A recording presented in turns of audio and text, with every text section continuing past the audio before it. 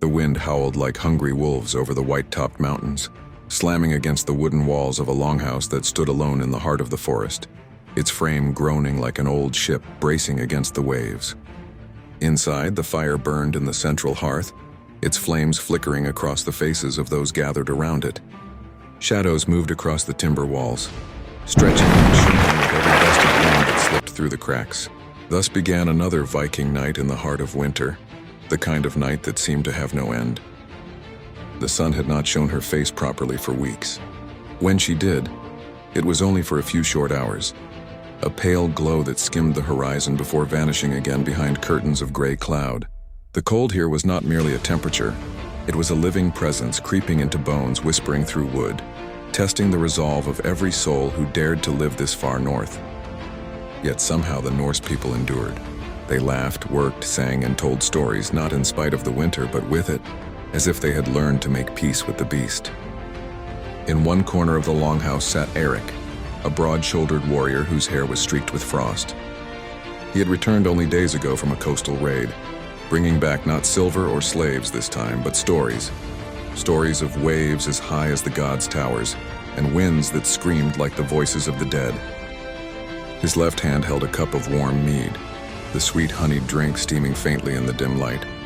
His right arm rested around his son Leif, a boy of 9 winters with wide blue eyes that shimmered in the glow of the fire. "Father," the boy whispered, "will the sea freeze again tomorrow?" Eric chuckled, a low, tired sound that came from deep in his chest. "The sea never freezes completely, my son. Not even here, it only pretends to sleep. Beneath the ice it breathes, slowly, powerfully, like a giant waiting for spring." Leif looked thoughtful, gazing into the fire as if he could see the hidden ocean in its depths. The flames crackled softly, sending sparks up into the rafters where smoke drifted through a hole in the roof. Around them, the rest of the household settled into the rhythm of another endless winter night. Women mended clothes with bone needles. The elder men carved handles for tools or sharpened blades, and the youngest children slept in furs near the warmth of the hearth. The air inside was thick, part smoke, part sweat, part the unmistakable scent of damp wool and animal hides. It was not pleasant, but it was life. The longhouse was both fortress and womb, protecting its people from the merciless cold beyond its walls. The walls themselves were lined with woven mats of straw and wool, stuffed between heavy beams to trap whatever heat they could. Overhead, dried herbs and fish hung from the rafters, perfuming the smoky air with hints of salt and sage. Eirik's wife Astrid moved quietly among them. Her hands were rough but graceful, her hair tied back in a long braid that had begun to turn the color of ash. She checked the fire, feeding it with logs from a nearby pile, each one hissing as the heat devoured the frost clinging to its bark. "Keep it alive," she murmured to herself. "If the fire dies, the house dies." It was not a metaphor. The hearth was the heart of the Viking home, its warmth the difference between survival and slow, silent death. During the longest nights of the year, they took shifts tending the flame. The women fed it during the day, and the men kept watch at night, ensuring that even as they slept, the fire never fell completely to embers. Eric remembered a winter many years ago when the fire had gone out. The smoke hole froze shut, trapping the cold inside. It took them hours to relight the flame, and by dawn his youngest sister had turned blue and still. That memory never left him. He still saw her face sometimes in the smoke. The wind roared again outside and the walls shuddered. Somewhere beyond the longhouse, a tree cracked under the weight of ice. The sound echoed through the valley like thunder. The people inside barely flinched. They had heard such sounds all their lives. But Leif pressed closer to his father. "Do the gods ever sleep, father?" he asked suddenly. Eric looked down at him. "No, my boy. The gods watch even now from above the storm. Odin rides the wind. Thor's hammer keeps the lightning away. And Freya," he smiled faintly, "Freya keeps our hearts warm, even when the world is frozen." Astrid, listening from across the fire, raised her eyes for a moment and caught Eric's gaze. There was an understanding between them, one built on winters survived together, on storms that had tested every piece of wood and every inch of their spirit. Words were unnecessary. They both knew what it meant to endure. Later that night, as the others slept under shared furs, the old storyteller Bjorn began to speak softly, his voice rasping like wind through reeds. "Do you know why our houses are built long?" he asked the half-asleep listeners. Because winter itself is long. The gods made our homes to match the season, to stretch with it, to remind us that endurance is not about standing still, it's about stretching without breaking. He paused to sip from a wooden cup. The firelight danced on his wrinkled face. Each beam of this house has seen generations, he continued. Fathers have slept beneath these rafters, and their sons after them. The smoke that rises tonight carries our breath to the same gods our ancestors prayed to. When you inhale, you breathe them back in. That is how the living and the dead stay together through winter. Leif listened, his small eyes heavy with sleep but still bright with wonder. He didn't yet understand the meaning of such words, but he felt them, the rhythm, the reverence.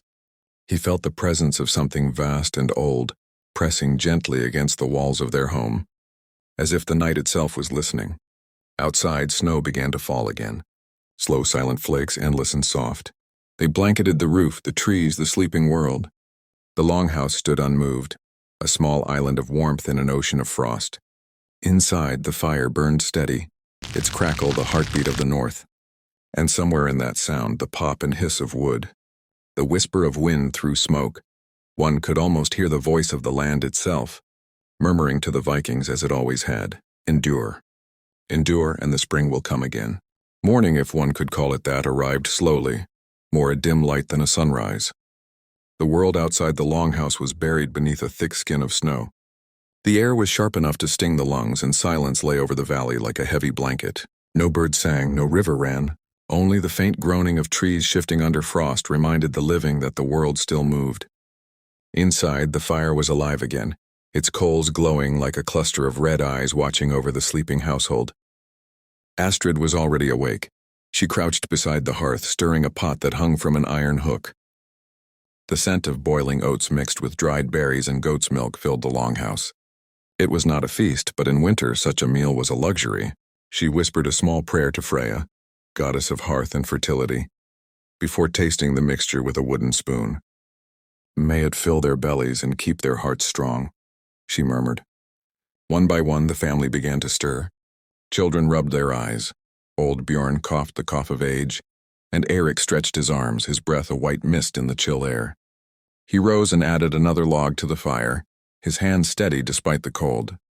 The sound of crackling wood seemed to breathe life into the room. Eat, Astrid said softly. The day will be long even if the sun won't show. They gathered around the hearth, bowls in hand. There was no table, only benches, chests, and the packed earth floor. The firelight danced on their faces as they ate in near silence, save for the scrape of spoons and the occasional sigh of contentment. Leif grinned as he found a berry in his portion, a small treasure among the plain oats. A sign of good luck, Bjorn said, smiling toothlessly. The one who finds the berry will dream of spring. Leif's eyes widened. Really? Aye, the old man nodded. Dreams are the bridge between the cold and what comes after. Never waste a good dream. After the meal, the house came alive with motion. Winter days, though dim, were precious. Outside, Eric and his two brothers set to work clearing snow from the entrance. Their axes rang through the cold air as they split wood from the frozen pile, stacking it neatly by the door. Firewood was life. Without it, even the strongest warrior would freeze before the next moon. The women stayed inside, spinning wool, patching torn cloaks, and weaving thick blankets. Their fingers moved with steady rhythm, guided by memory more than sight. Each strand of yarn held purpose. Every thread was a piece of survival. The loom creaked softly, a heartbeat to match the crackle of the fire. Occasionally, someone would tell a story to pass the time. Astrid began one about Sol, the sun goddess who chased the wolf skull across the sky. Every winter, she said, the wolf grows closer. The days grow shorter because his breath covers her light. But she always escapes, always. When she rises again, it means the wolf has tired, and spring is near. The children listened wide-eyed, believing every word. Even Eric paused at the doorway, his breath turning to frost as he watched them, his heart warmed by the sound of laughter in a season that tried so hard to kill it. By midday, such as it was, a dim gray glow filtered through the smoke hole. Eirik's younger brother Hakon entered, brushing snow from his beard. The stream's frozen solid, he said. We'll have to melt snow for water again, Astrid nodded. Bring some inside, clean snow, not the gray kind. He did as told, filling a wooden bucket with fresh, powdery snow. They placed it by the fire. and as it melted, the steam rose in ghostly ribbons that drifted upward into the rafters. The longhouse smelled faintly of pine and smoke, a scent both comforting and endless. Later, as the day deepened into twilight once more, Eric set traps for hares and checked the smoked fish stored along the walls. Food was measured carefully, rationed like gold. Every piece of dried meat or salted fish carried the memory of warmer days when the sea was open and the fields still green. Winter demanded balance. Eat too much now and the end of the season could bring hunger. Eat too little and weakness would claim you before spring. That night the wind rose again. It clawed at the roof, scattering snow like ashes from the gods. The family huddled close. The children lay wrapped in furs, the elders beside them, everyone breathing the same heavy air. Yet there was comfort in it, a unity forged by necessity. Eric sat awake by the fire. His axe leaned against the wall beside him, polished but worn. His eyes followed the dancing flames. He thought of the sea again, of the raids, of the sound of oars striking water. He thought of those who had not returned. The fire crackled and the shadows shifted. For a moment, he thought he saw faces in the smoke, familiar ones, smiling faintly as if reminding him that even death was only another season. He whispered under his breath, "We endure." The words were small, but they filled the room like a spell. Days blurred into nights, nights into more gray dawns. Each morning began the same way, with the tending of the fire, the scraping of frost from the walls, the slow, deliberate rhythm of survival. There were no calendars, no clocks, only instinct and memory. The people measured time by the level of smoke in the rafters, by the weight of snow on the roof, by the number of logs left in the pile. When tempers flared, as they often did during the endless dark, Bjorn would calm them with stories. He spoke of the time when the world itself was frozen, before the gods shaped it from the bones of giants.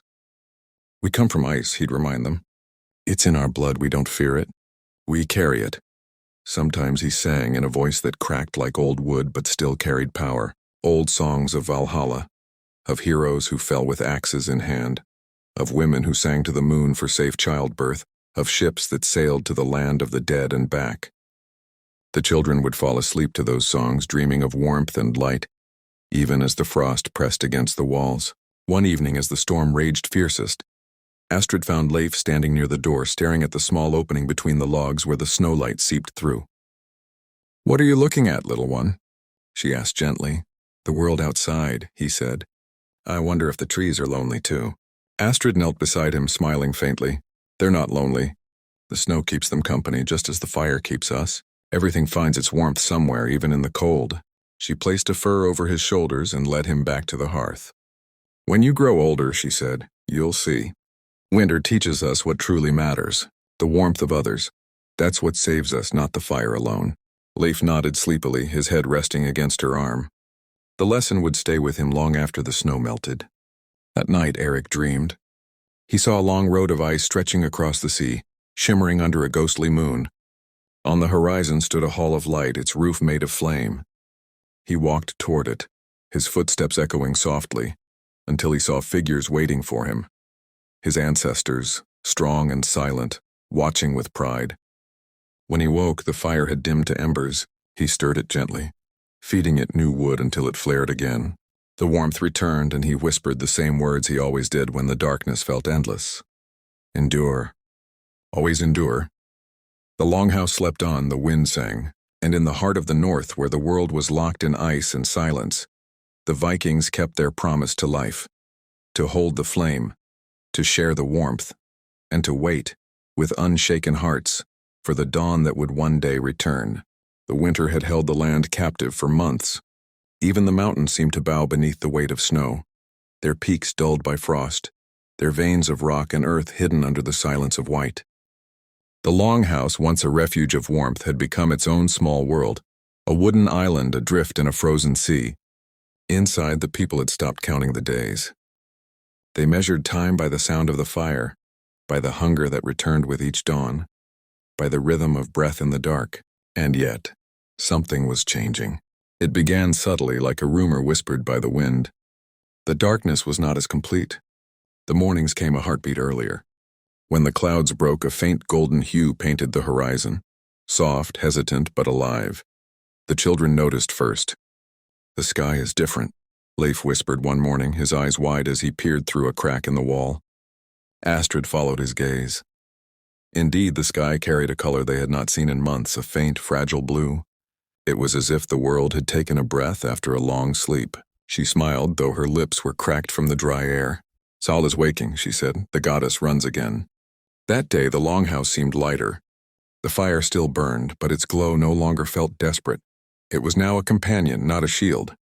Even Eric, who rarely smiled during the deep winter, lifted his eyes toward the smoke hole with a quiet hope. Outside, the snow softened. The wind, though still sharp, carried the scent of something new: earth. Beneath the melting crust, the soil began to stir. Streams whispered under the ice, unseen but restless, eager to run free again. Eirik and Hakon went out with their axes, not to split more firewood, but to carve a path to the river. Their boots sank deep, each step a struggle, but the sound of running water ahead urged them forward. When they reached the stream, they saw it, a narrow ribbon of black water cutting through the white. Eirik knelt beside it and dipped his hand into the icy flow. It burned with cold, yet in that pain was joy. "She breathes again," he said. "The land lives." When they returned, the longhouse greeted them with laughter. Bjorn was singing an old song, a song of the first thaw, taught by his grandfather and his grandfather before him. The lyrics were simple, almost childlike, but they carried centuries of memory. The snow will melt, the sun will rise, the wolf will sleep, the crow will fly, the fire burns, the heart survives, and life returns beneath the sky. The children clapped in rhythm, their small voices joining his. The old man's eyes glistened, for he knew he might not live to see another spring. Yet in that moment, surrounded by warmth and laughter, he looked more alive than ever. Days passed and the changes grew. Drops of water fell from the roof like tears of joy. The air inside the longhouse no longer smelled of smoke and damp fur. It now carried a hint of freshness, a promise. Astrid opened the door wider during the day, letting in thin blades of light. She began to clean the floor, sweeping away the dust and ash of winter. "The house must breathe too," she said. Leif followed her, helping clumsily, humming Bjorn's song under his breath. Outside, crows called to one another across the treetops, black shapes against a sky that was finally returning to color. That evening, the family gathered for what the Norse called Veternatur, the winter's end feast. It was not a grand celebration, their supplies were low, their bodies thin, but it was sacred. To mark the turning of the season was to thank the gods for survival. Eirik placed the last of the smoked meat on the fire, the aroma rich and heavy. Astrid poured the final drops of mead into wooden cups. They passed them around, each taking a small sip in reverence. Bjorn raised his cup first. "To the fire that never died," he said, voice trembling but proud. "To the hands that kept it alive," added Astrid. "And to the gods who watched," murmured Eirik, his gaze lost in the flames. Leif lifted his small cup too, imitating the adults. "To spring," he said softly. Laughter filled the room, warm and real. The sound was more powerful than any prayer. That night, long after the feast, when the others had drifted into sleep, Eirik stepped outside. The cold met him like an old friend, sharp, familiar, but no longer cruel. Above him, the stars were countless, burning clear in the black sky. For the first time in many months, he could see the horizon. He stood in silence for a long while, breathing the air, feeling the weight of everything that had passed. So many winters, so many storms survived. In the distance, the wolves howled, not in hunger, but in song. He spoke quietly, his words lost in the wind. "You've tested us again, old gods, and again we stand." He thought of his ancestors, of the faces in the smoke, of his sister's frozen stillness long ago, of Bjorn's stories and Astrid's strength, of life's wide eyes seeing spring for the first time. He realized then that survival was not merely a fight, it was an art. It was a rhythm passed down like a song, sung by those who refused to be silenced by the cold. He looked up at the first faint streak of gold on the horizon, the rising sun. It was small, barely touching the treetops, but it was enough. He smiled. "Welcome back," he whispered. "We've kept your fire." When the morning came, the longhouse opened its doors fully for the first time in months. The people stepped outside, blinking against the light. The snow still lay deep, but it sparkled now, glittering like a field of diamonds. Children laughed, throwing handfuls of it into the air. Astrid raised her face to the sun, tears slipping down her cheeks. Bjorn walked slowly to the threshold, leaning on his carved staff. He looked to the sky and nodded once, as if greeting an old friend. "She's come back," he said softly. "Just as she always does." Leif took his father's hand and looked up at him. "Will winter come again?" he asked. Eric nodded. "It always will." Then he knelt, meeting the boy's eyes. "But so will the spring. That's the way of things. The gods don't give us warmth forever. They give us the strength to find it ourselves." Leif seemed to think about that for a moment. Then, smiling, he whispered the words that had carried them through every night of cold and darkness. "Endure."